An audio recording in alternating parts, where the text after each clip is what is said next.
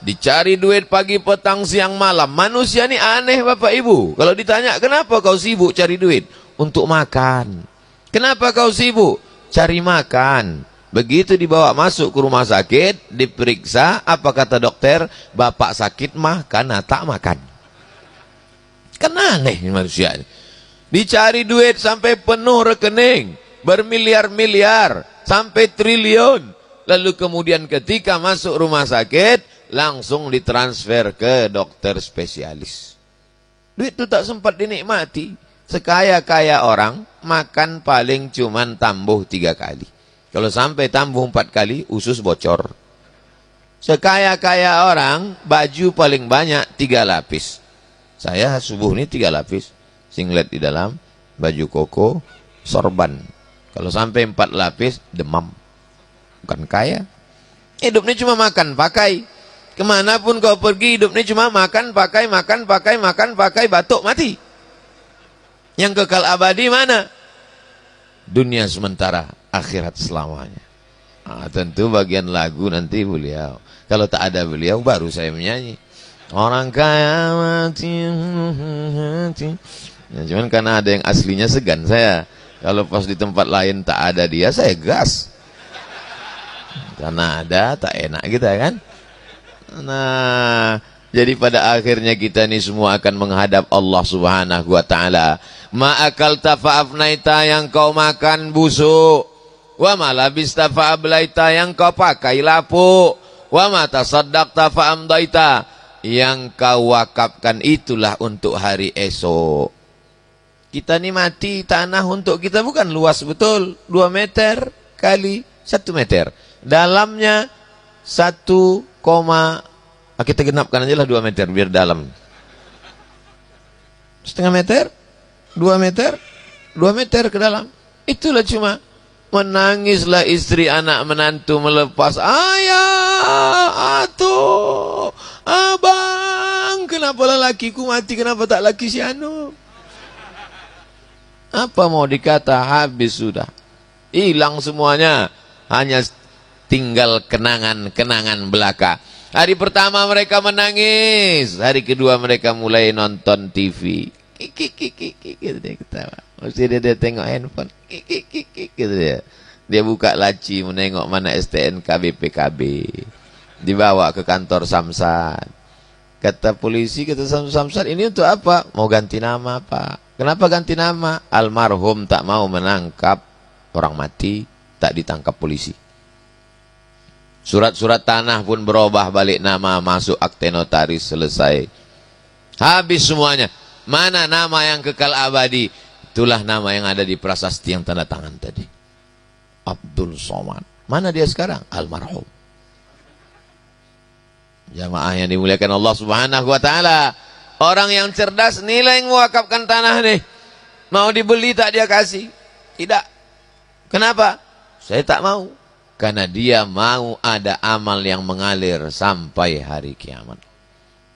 Subuh, zuhur, asar, maghrib, isya, tahajud, iktikaf anak-anak 20, 30 hari, 10 hari. Malam baca Quran. Non-stop pahala itu putus.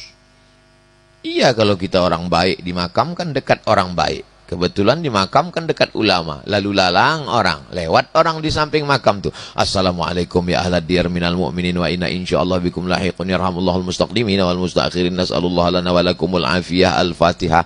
Itu untungnya kalau kita meninggal dekat ulama. Coba kalau dekat koruptor. Kubur siapa tu? Mampus ya. Kena juga kita sikit-sikit. Makanya kan nanti kalau itu tak ulama, mudah-mudahan kalau saya meninggal kebetulan pas jadwal di kota Palembang, tolong makamkan saya di pemakaman dekat makam para habaib. Biar supaya pas orang ziarah kubro, ramai orang. Ada keluarga orang berkirim-kirim doa, dapat juga Abdul Somad. Ada keluarga orang berkirim pempek, dapat kita pahalanya. Itulah untungnya dekat dengan orang baik-baik. Pandang ke kanan, Ustadz Dery Sulaiman. Pandang ke kanan, Habib Mahdi bin Syihab. Pandang ke kanan, Ustadz Kemas Ali, Kemal. Kemal itu artinya sempurna. Tak ada yang lebih sempurna dari Ustadz Ali ini lagi. Pandang ke kiri, Pak Wali. Belakang jangan tengok lagi.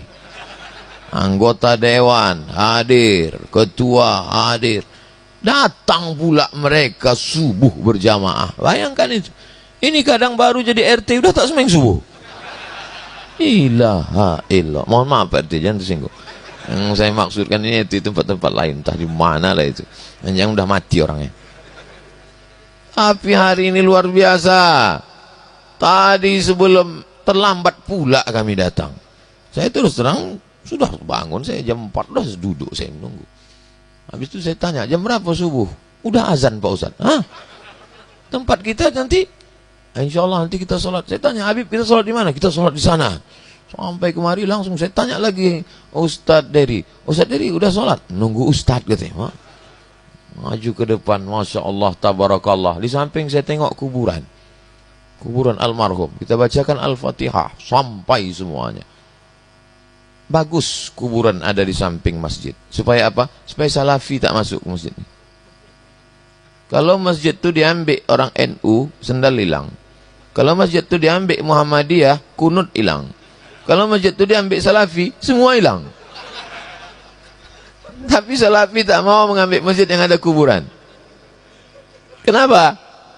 Karena bagi mereka dianggapnya kita menyembah kuburan. Jangan sholat di masjid yang ada kuburan. Ini perlu saya jelaskan. Supaya apa? Supaya jangan sampai nanti ini menjadi fitnah. Jangan sholat di masjid yang ada kuburan. Pembahasan tentang masjid yang ada kuburan itu 3. Pertama, sujud ke kubur. Yang kedua, menjadikan kubur sebagai masjid. Yang ketiga, sholat di masjid yang ada kuburan. Saya ulang sekali lagi. Sujud ke kubur, menjadikan masjid sebagai kubur, sholat di masjid yang ada kuburan. Ini memang pembahasannya agak jelimet. Orang yang udah makan pun kadang susah memahaminya, apalagi yang belum sarapan. Pertama, sujud ke kubur. Sujud ke kubur, kalau menyembah kubur bisa haram. Dan sampai hari ini tak ada orang Islam yang sujud ke kubur. Yang kedua, menjadikan kubur sebagai masjid. Nah, itu yang dilarang Nabi. La'anallahul yahud wan nasara. Allah melaknat Yahudi dan Nasara. Kenapa? Ittakhadhu qubura anbiya'ihim masajid. Karena mereka menjadikan kuburan sebagai masjid.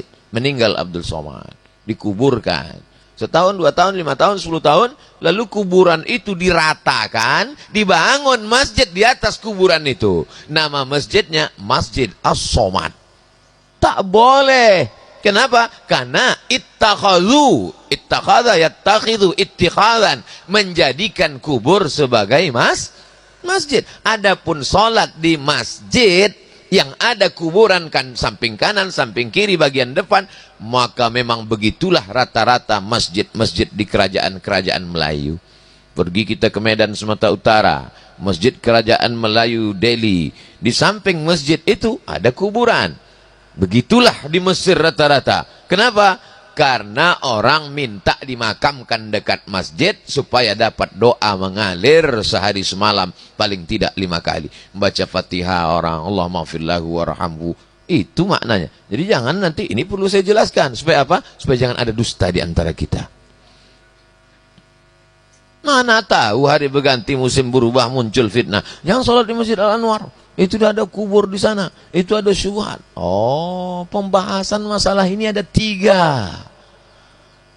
Lupa pula aku. Apa kata Ustaz Somad kemarin? 3 kata dia waktu itu. Pokoknya boleh lah. Nah, inilah.